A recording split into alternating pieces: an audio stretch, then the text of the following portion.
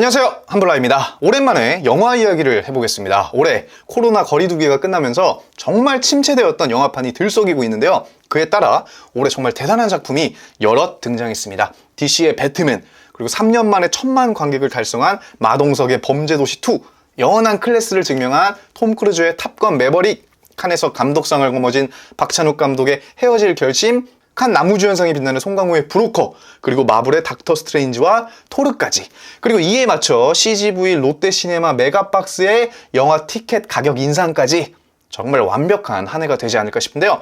사실 2022년 최고의 기대작 중 하나가 바로 최동훈 감독의 외계인 1부라고 생각합니다. 내용을 읽어보면 2022년 인간 속에 수감된 외계인 죄수를 쫓는 이들, 1391년 고려 말 소문석의 신검을 차지하려는 도사들, 내용만 보면 외계인하고 고려시대를 어떻게 엮어낼까, 이것도 흥미로운데 예고편을 보면 우주선 날아다니고 외계인하고 싸우고 고려시대에 총 쏘고 도술 부려서 막 싸우고, 그러니까 기대가 안 될 수가 없는 거예요. 게다가 감독은 최동훈. 사실 내용만으로는 조금 아리송한데 감독 최동훈 딱 보면 야, 이거 무조건 재밌겠다, 이렇게 생각이 드는 거죠. 아시겠지만 최동훈 감독은 단 한 번도 흥행에 실패한 적이 없어요. 명실상부 고공행진을 하고 있는 대한민국 최고의 영화 감독 중 한 명인데요. 2004년 범죄의 재구성을 시작으로 타짜, 전우치, 도둑들, 암살까지, 이 중에서 도둑들과 암살은 관객수 1200만 명을 돌파한 아주 어마어마한 작품이죠. 개인적으로는 범죄의 재구성 가장 좋아하는데 이거 안 보셨으면 넷플릭스에서 바로 보세요. 너무 재밌습니다. 어쨌든 최동훈 감독 영화의 특징이라면 다양한 캐릭터들과 찰진 대사가 일품 아니겠습니까? 연기력에 뒷받침되는 명배우들의 그 티키타카, 그 배우들의 명품 연기력 보는 것 자체만으로도 재밌거든요.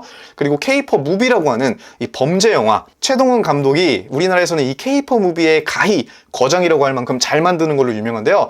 최동훈 감독 본인도 K-POP 무비 장르를 굉장히 좋아하는 것 같습니다. 본인과 부인이 함께 창립한 회사 이름부터 K-POP 필름이니까요. 어쨌든 영화를 만들기만 하면 흥행에 성공하는 감독이 우리나라에서는 불모지라고 할 수 있는 이 SF 장르를 연출했을 때 어떤 결과가 나올까 당연히 궁금하지 않을 수가 없죠.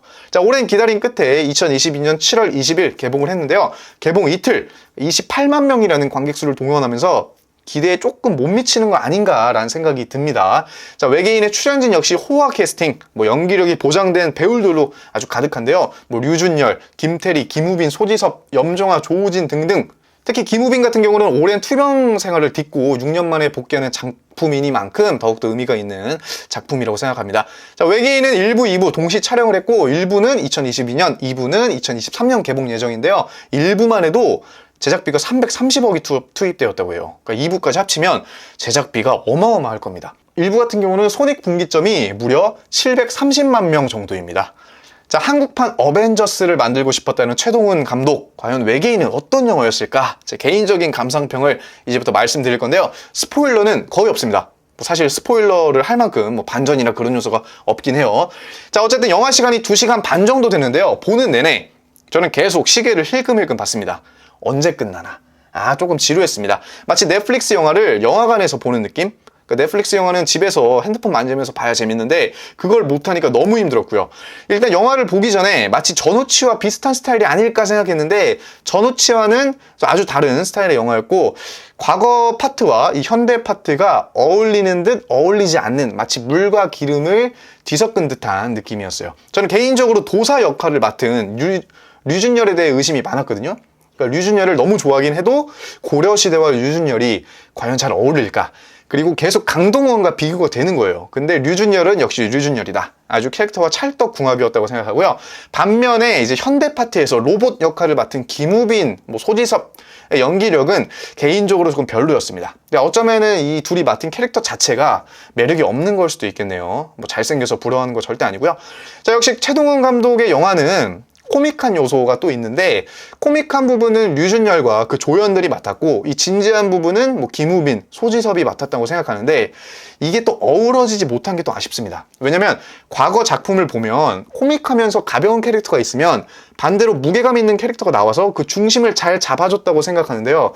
예컨대 범죄 재구성 같은 경우는 박신양이 까불까불한 연기를 했다면 백윤식이 무게감 있게 잡아주고, 타짜에서는 조승우나 유해진이 까불까불했다면 백윤식, 김윤석 같이 무게감 있는 캐릭터가 있었고, 전우치에서는 강동원이 있다면 반대되는 캐릭터로 김윤석이 있었는데, 이런 식으로 분위기의 중심을 맞춰주는 캐릭터들의 케미가 있었다고 한다면 이 최동원 감독의 특유의 그 배우들 티키타카가 외계인에서는 거의 없다. 많이 부족했다고 생각합니다. 대사도 곱씹어보면 그렇게까지 찰진 대사가 많지 않아요. 그러니까 액션에 많은 비중을 둔 그런 영화입니다. 그리고 극 중에서 캐릭터들이 도둑들만큼이나 다양하다고 생각하는데 영화 시간이 2시간 반, 굉장히 긴데도 불구하고 캐릭터들에 대한 묘사가 많이 부족하다. 그래서인지 캐릭터들이 매력적이지가 않습니다. 그러니까 이게 아무래도 과거의 인물들과 현대의 인물들이 만나는 접점이 거의 없어요. 그러니까 영화 구조상 류준열, 김우빈 또는 김우빈과 김태리의 케미를 전혀 느낄 수가 없습니다. 그러니까 마치 한 작품에 두 가지 내용이 따로따로 있는 듯한 느낌. 그래서 그 캐릭터들이 한데 어우러져서 뭔가 매력적인 요소를 뽐낼 그런 게 없는 거예요. 또 영화를 보면서 너무 거슬렸던 게 과거와 현대가 자꾸 전환이 되는데 저런 흐름이 너무 끊겼습니다. 그러니까 물론 영화 내용상 연결이 되는 부분이니까 과거, 현대 이렇게 왔다 갔다 했겠지만 과거는 약간 가벼운 분위기의 코미디라고 한다면 현대는 너무 진지해서 이 둘의 분위기가 대비되니까 흐름이 너무 끊겼습니다. 그리고 개인적으로는 과거 파트가 더 많았으면 좋았겠다. 과거가 이 현대에 비해서 훨씬 재밌었습니다. 자, 그럼에도 불구하고 배우들의 연기력은 뭐 나무랄 데가 없었습니다. 개인적으로 류준열 연기가 굉장히 재밌었는데 흡사 김용 소설 그 녹정기의 위소보가 생각이 났어요. 그러니까 그만큼 류준열 캐릭터 자체는 대단히 매력적이다. 그리고 이 영화의 액션 이야기를 또 빼놓을 수 없는데 고려시대 파트만 놓고 보면 이 영화는 무협 영화라고 할 정도로 액션이 아주 인상적입니다. 제가 또 무협소설을 좋아해서 그런지 몰라도 도사로 나온 류준열이 뭐 주먹으로 그냥 싸우는 게 아니고 부채를 이용해서 도술로 이렇게 싸우는 게 꽤나 흥미로웠고 동시에 그 특유의 천연덕스러운 연기도 아주 좋았습니다. 또 고려시대 막 도술이 난무하는 액션씬에 갑자기 권총이 나와. 영화에서는 이걸 천둥이라고 표현했는데 이것도 마치 되게 언밸런스한데 꽤 재밌게 잘 연출했고요. 그리고 염정아, 조우진이 연기한 이 두 신선도 매력적인 캐릭터였는데 부적을 막 이용해서 싸워요. 근데 이거를 조금 더 매력적으로 살릴 수 있지 않았을까라는 아쉬움이 또 많이 남습니다. 그러니까 SF 영화에서 무협적인 요소는 너무 좋았는데 액션이 조금 다채롭지 못한 점은 아쉬웠고 외계인하고 도사가 싸우는데 뭔가 좀 더 무협적인 요소를 넣었으면 좋았을 것 같은데 이 총 쏘고 막 주먹으로 패고 칼로 싸우고 이게 아무래도 범죄도시2에 너무 눈이 높아졌나? 이 타격감이 너무 아쉬웠습니다. 그러니까 쓸데없는 외계인의 CG를 막 넣지 말고 이 도술 부분에 뭔가 CG로 좀 더 힘을 썼으면 또 보는 맛이 있지 않았을까라는 생각이 드네요. 반면 현대 부분에서는 이 액션이 사실 그동안 우리가 마블 영화에 너무 길들여진 탓에 눈이 높아진 건가라는 생각이 들 정도로 이 CG 범벅인 현대 부분 조금 웃겼습니다. 막 도심에서 서울 도심에서 우주선이 막 날아다니고 CG 처리된 외계인하고 로봇이 막 싸우는데 자꾸 마블 영화가 막 생각이 나는 거예요. 특히 이제 우주선끼리의 그 추격전이 있습니다. 근데 제작비를 여기에 다 썼다 라는 생각이 들 만큼 물론 뭐 CG가 막 엄청 구린 것도 아니고 볼만합니다. 근데 과거에서 막 도술로 싸우는 거 보다가 갑자기 우주선이 빌딩 사이로 날아다니는 거 보는데 CG 처리가 막 그냥 볼만해. 그러니까 막 분위기가 확 식는 거예요. 그리고 이제 김우빈이 변신하는 로봇 이거 약간 바디프렌드 광고가 자꾸 생각이 났고 빌런인 외계인은 생김새 자체가 진짜 외계인같이 생겨가지고 빌런으로서의 매력이 하나도 없다. 또 현대 파트에서 이 어린아이가 나오는데 이 어린아이의 뭐 연기는 잘합니다. 근데 약간의 그 심파를 불러일으키는 듯한 연출, 마치 클레멘타인에서 딸이 아빠를 일어나 막 울부짖는 장면 있죠. 그게 약간 떠오르는 듯한 느낌이 났어요. 조금 식상했고요. 그리고 썬더, 그 로봇이 뭐 귀엽다는 이야기도 꽤 있고 캐릭터 자체는 정말 귀엽습니다.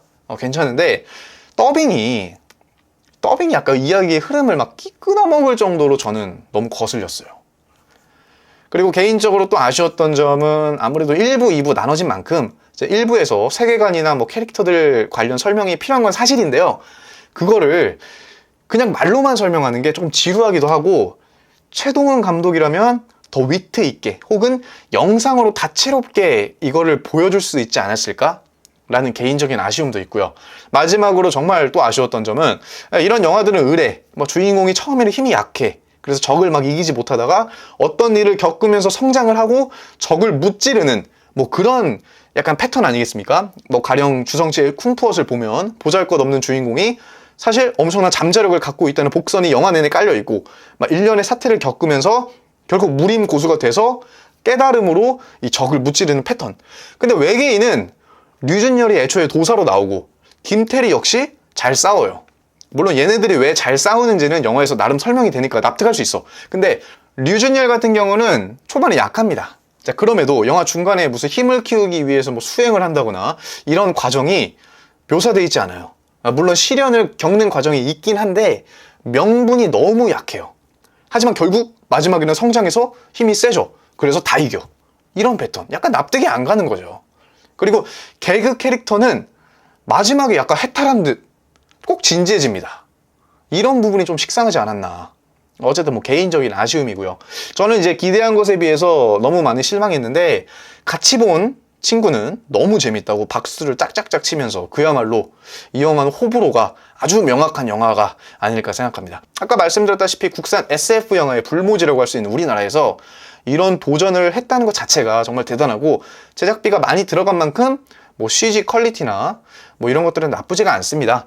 다만 우리가 영화 배우만큼이나 영화 감독에게 거는 기대감이 있잖아요. 근데 외계인만큼은 최동훈 감독만의 매력을 온전히 느끼기에는 어렵다고 생각합니다. 그냥 제작비가 많이 들어간 SF 영화 정도로 보시면 되겠네요. 약간 넷플릭스에서 만든 영화 같은 느낌이 물씬 납니다. 그러니까 1부를 보고 2부를 보고 싶다는 생각이 전혀 없었는데 2부에서 이걸 어떻게 수습할지 그러니까 또 은근히 기대가 돼요.